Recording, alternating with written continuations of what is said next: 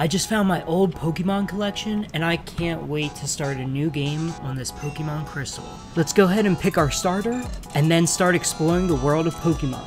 And let's not forget to save, of course. 6.5 hours later. Oh man, I can't wait to see our Cyndaquil. But wait, what's this? A new game option? Oh no, where's my save file? If this has ever happened to you, this might be the culprit, the internal battery. Without it, your game can't save, which is a real bummer. But don't worry, in today's video, I'm going to show you how to replace the battery in your Pokemon Game Boy carts. Whether it's Crystal, Gold, or even the classic Red and Blue, I've got you covered. So grab your tools and let's get started. It's easier than you think.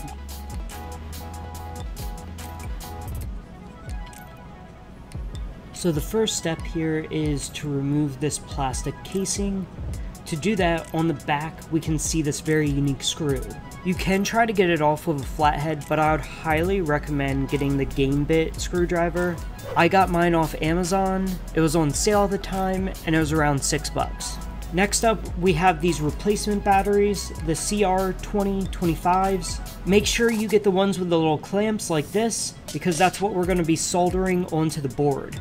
Blue, red, silver, gold all follow this 2025 battery, but yellow uses a smaller one, CR1616. For each of these cartridges, I'm going to be making short form videos similar to this step-by-step tutorial. So make sure you subscribe so you're notified when they come out.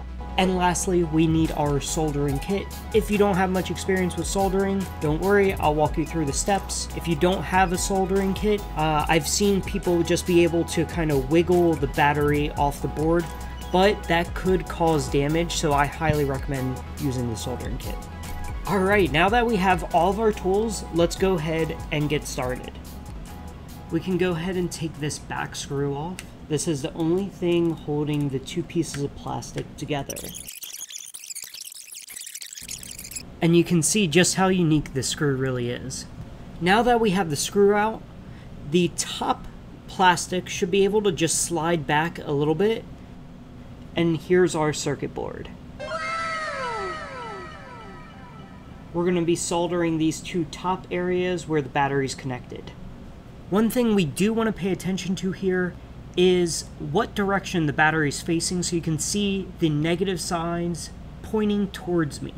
Alright, and before we get started with soldering, here's just two real quick tips. Number one, do not hold your soldering iron on the circuit board for too long. That could cause damage. And the second tip, if there's too much solder on the battery, just kind of use the welding tip to scrape a little bit of that excess away. Before we get started with replacing the battery, if you guys are liking this video so far, make sure you drop a like down below. Now let's get into it. Grab the battery with your offhand and give it a little bit of pressure forward. Then use the welding tip and just kind of start heating up that old solder wire.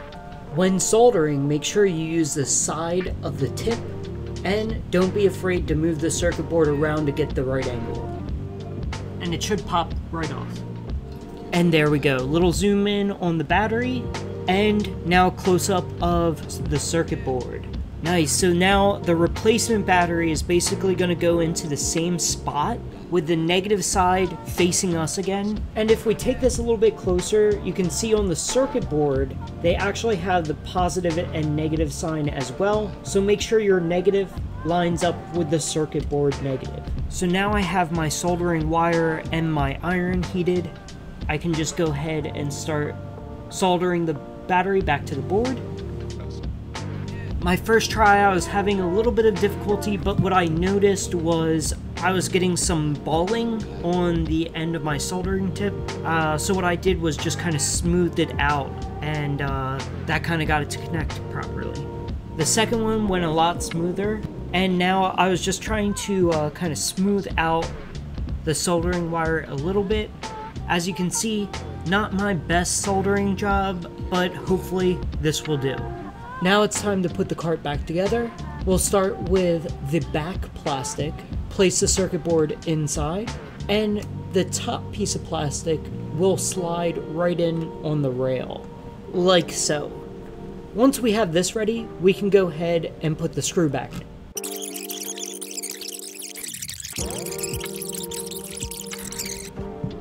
Very good, and now we are ready to go ahead and test our Pokemon Crystal game. So let's go ahead and plug this bad boy in. And there we go, the nostalgic Game Boy startup. Alright, this time I'll actually give my player the correct name. That way if the cart doesn't work, there's a little bit more at risk, you know? So let's go ahead and just put in Jake there. And there we go. Alright, and now let's go ahead and pick our starter. We're going with Cyndaquil again. And now guys, for the moment of truth, let's go ahead and start our Pokemon adventure by heading on to Route 29. But before we get too far, let's actually see if this save is working now. A few moments later. Alright gamers, and here is the moment of truth. I'm actually kind of nervous because, like, what if this doesn't work? But there we go. We have the continue option. That's what I'm talking about, guys. You love to see it.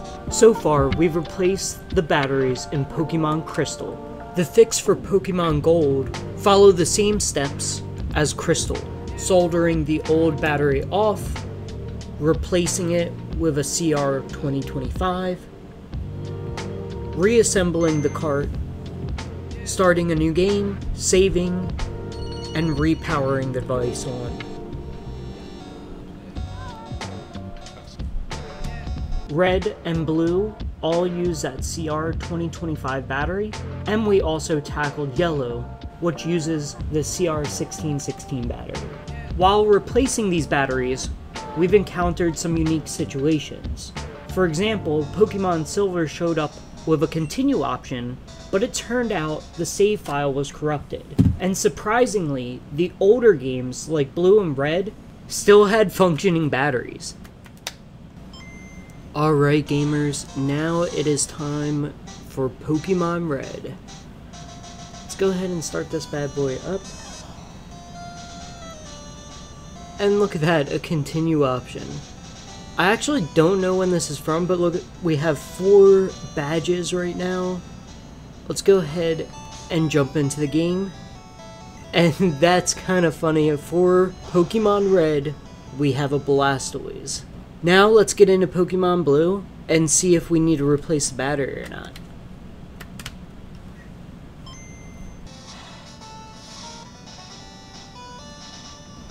And look at that, also a continue option. Let's jump in and see what we have going on here. Oh my gosh, I think that's pretty funny that basically it's like flip-flopped, right? I have the Charizard for blue, but for the red, I had Blastoise. That's also pretty crazy, guys, that like this is the older games and they don't even need the battery replaced yet compared to like Silver, Gold, and Crystal that I think came out like a year or 2 later, actually.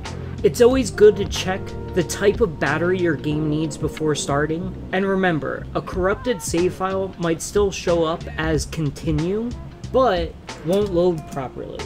So if you're having save issues, replacing the battery is a good place to start. But it might not always be the solution, like for Red and Blue. Now, moving on to Yellow, I've already mentioned a few times that this is a smaller battery, but when I was doing my initial research, I saw an article showing a temporary fix using tape. And at the time, I only had the CR 1616 battery that didn't have the tongs for soldering. So I went ahead and tried this temporary fix.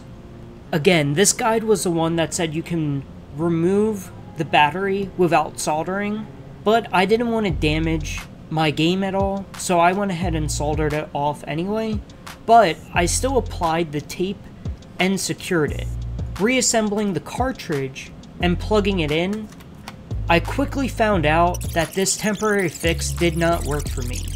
I went to Amazon, ordered the proper CR1616s, and a few days later, I was able to solder the new battery on the Pokémon Yellow game, and after starting a new save file, I was able to continue that playthrough. All of this to say, I highly recommend using the proper gear, batteries, soldering kit, and the screwdriver to replace your internal battery. Like I mentioned before, I'll be making YouTube shorts for each one of these game cartridges, giving you a quick guide on how to replace the battery. So, if you have a specific game you're struggling with, stay tuned for those. And if you're experiencing different issues, drop a comment down below and we'll try to help you out. While editing, Maria started a new campaign, and here's what she had to say. Alright gamers, this is a follow-up of Jake fixing the battery of the Pokémon Crystal version. And I started a new game. It's still letting me continue my previous file. So I've invested a couple of hours into this game over the course of a couple of days. And yes, as you can see, my original file is still saved. So I give Jake thumbs up. Alright gamers, let's have a little challenge. We're gonna play Who's That Pokemon? If you get it wrong, you have to like and subscribe. We'll start off with something easy. Who's that Pokemon? 3, 2, 1. Ditto! Let me know if you got that right down in the comments below.